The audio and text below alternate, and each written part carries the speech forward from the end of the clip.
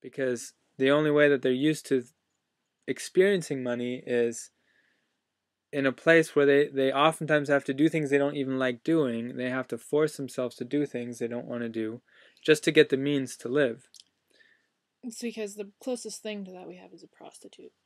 That's right. Yeah. Well, it is a form of prostitution. Yeah. And even if they like what they're doing, they still have to maintain a very clear level of impersonality or objectivity with the people they're dealing with. So for the person that's further along, it's different. They look at it differently. They see it all more integrated. They don't see it as, this is my professional life, this is my personal life, but they see the necessity of community. That the real resource is the community, and that within a community, everything that we need can be exchanged, from love all the way to money.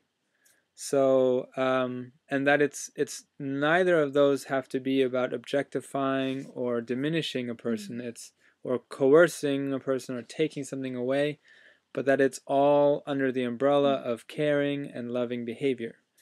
So at that level, it's just simply understanding that things need to be sustained in order to go on. Like if you have a plant, you need to water it so that it can keep producing fruit or vegetables or whatever.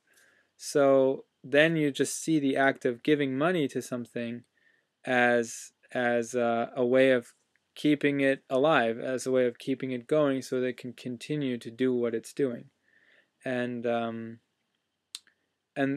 that's what I've seen. That's why people that are newer to this transitional journey have a resistance to even formalizing relationships that they see as significant. Formalizing in meaning like defining it clearly, like, oh, I'm being mentored by you, or oh, I'm learning something from you. Because then they fear that they're not going to be seen as a whole human being, and that what they're really looking for is a deeper bond and relationship and community that goes beyond just a service. Yeah. So inherent in this dynamic is that you have two people, they're going the same way, but one understands the process more than the other and sees deeper into it.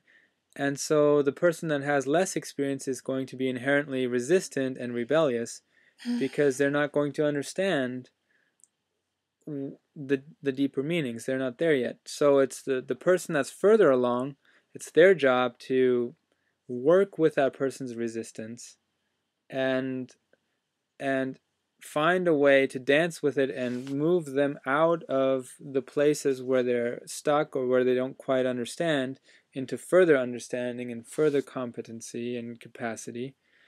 So that's the role of the person that's further along, whether they are intentionally doing it or not. It's almost, there's no choice in the matter. Yeah. It's because they're going the same way, they're both doing the same thing. The person with more experience is going to have to, they're going to reveal their knowledge, and it's going to be clear who knows more about it than the other person. And the person with lesser experience is going to be affected and is going to learn. That's what makes the other person more experienced, because it actually works. They actually know what they're talking about.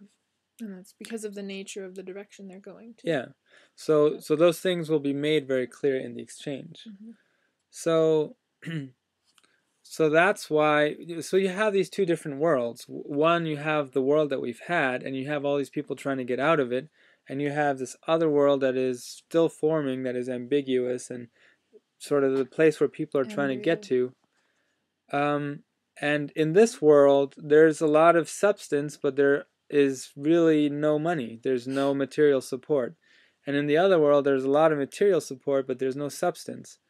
And as people are trying to jump to the other side, they're getting the substance, but they're not bringing the financial support with them. And so it leaves the people on this side in destitute. And because they're not able to say, I am actually really doing something important, then